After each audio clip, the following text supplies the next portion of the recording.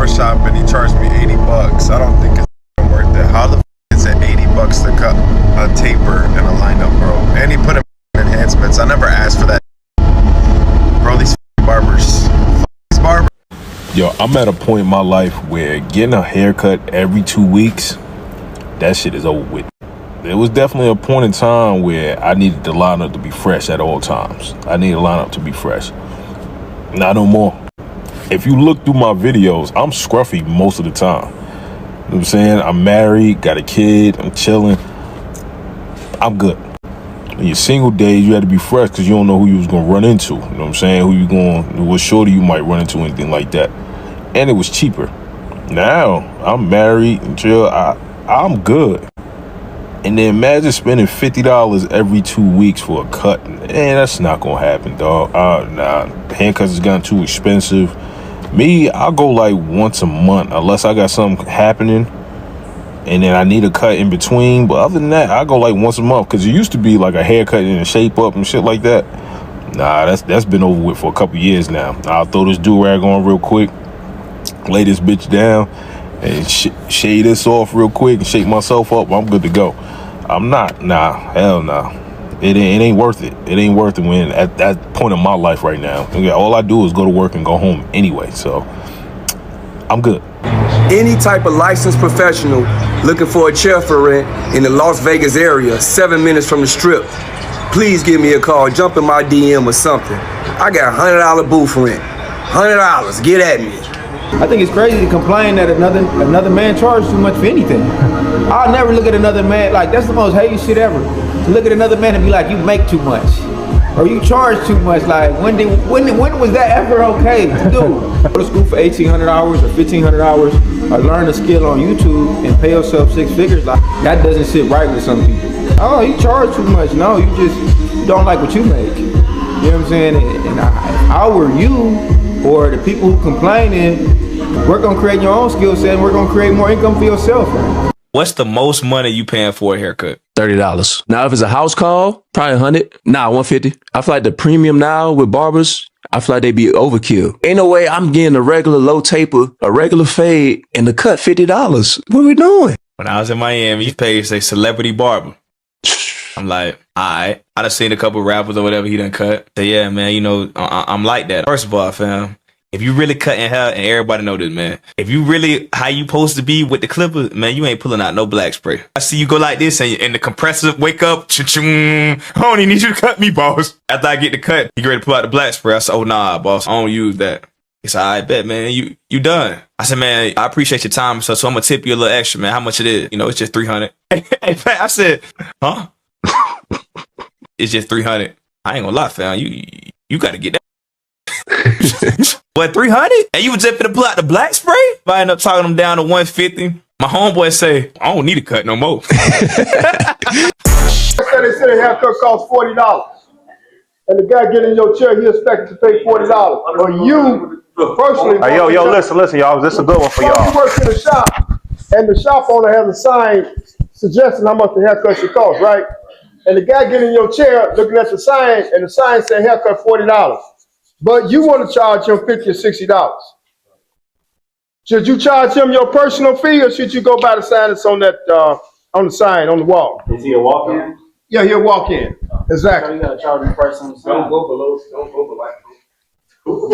No, let's go below the price of the sign. But you can't go over it either though like that. So once you like what you just said was good. If he's a walk-in, any walk-ins have to get charged that price. But now once you create a service and I give it to him, hey, look, boss man, it's $40 for a bald head and a lining. But I gave you the hot towel, I gave you enhancements, I gave you this on my booking site or my person, because I don't got a booking site, I charge $80 for everything that I gave you. But if you want to come in and just want me to line you up and clean the hair off your head, that's $40.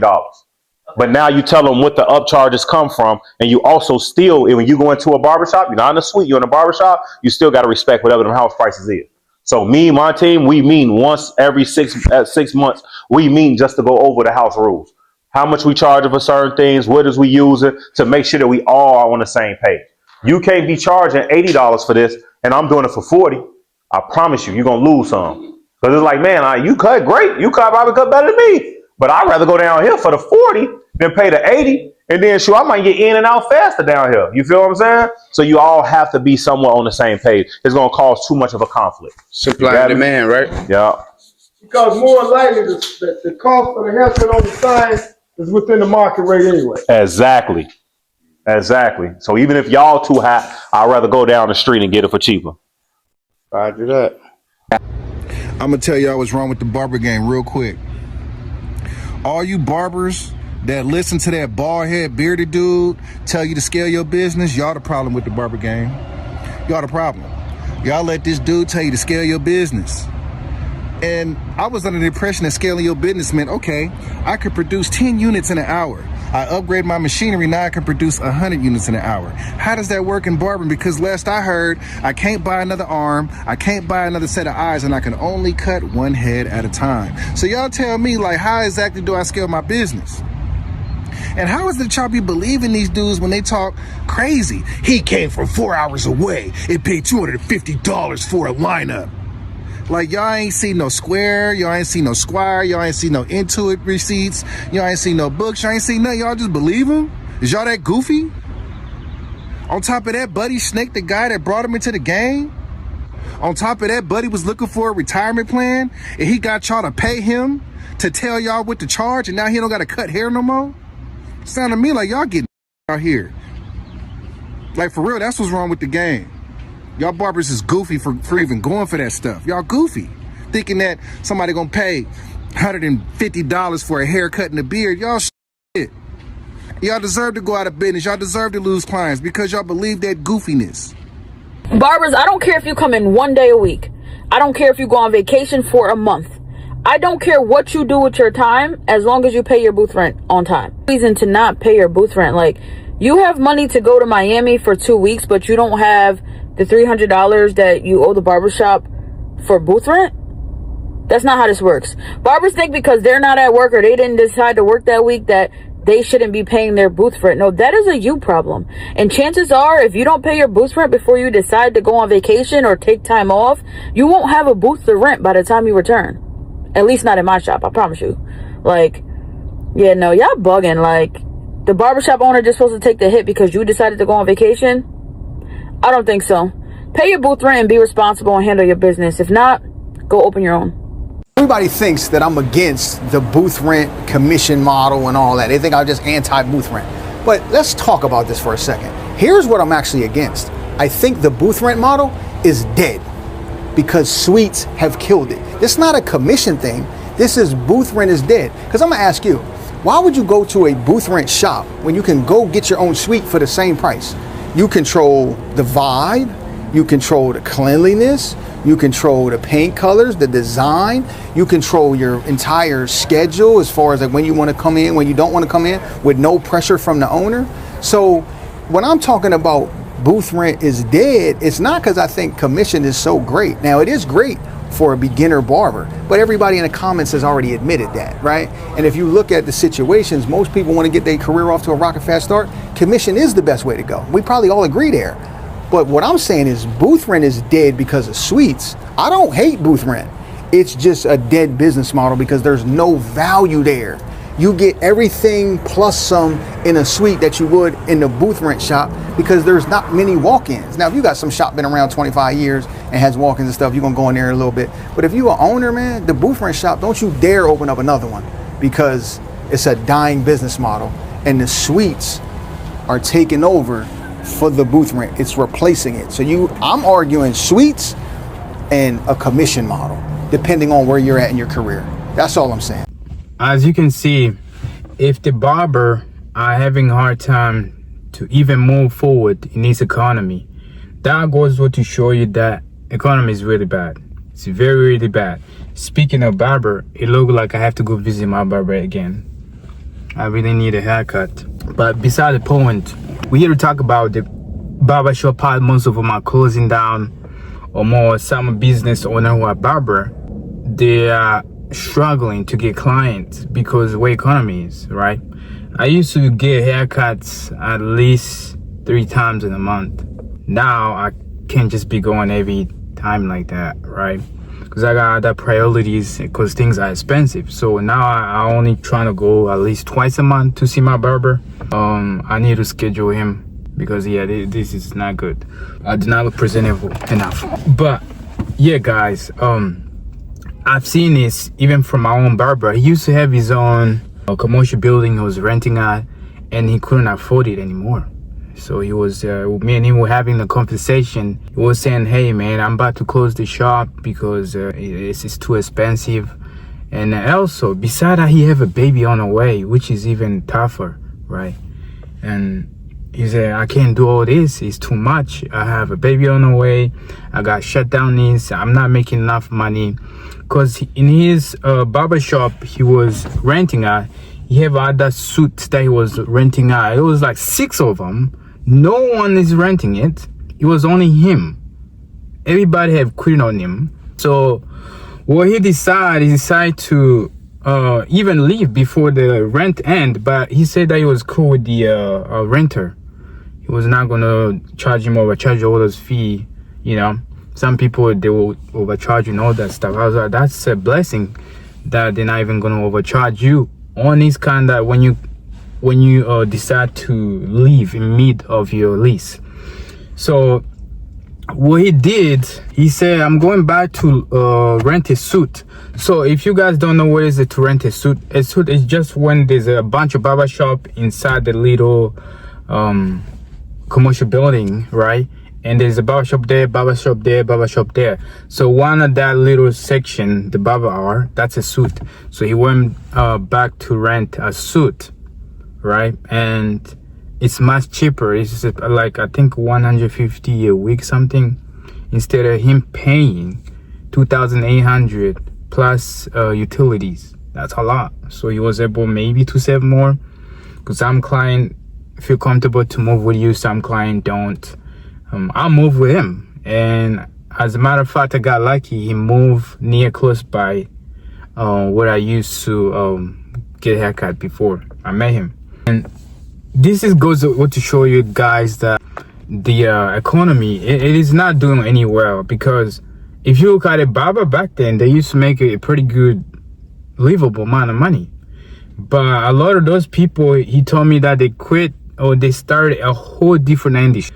One guy, he started a lawn mowing business, and he was also a trucking guy. You know, it seems like nowadays there's no one job is not enough, right? So the guy was doing the trucking and also mowing the lawn, which was alarming because his age and doing mowing the lawn. Mowing the lawn is very, very physical demanding, and you have to be very, very okay with working all weather conditions. Yes, for sure. But yeah, guys, if you look at it, the economy is really, really bad out here. It's really bad. Like I have this one guy at this job, right? He said that he went back to work. He came from his retirement after 12 years. Mind you, 12 years of working. And I asked him, why are you coming back?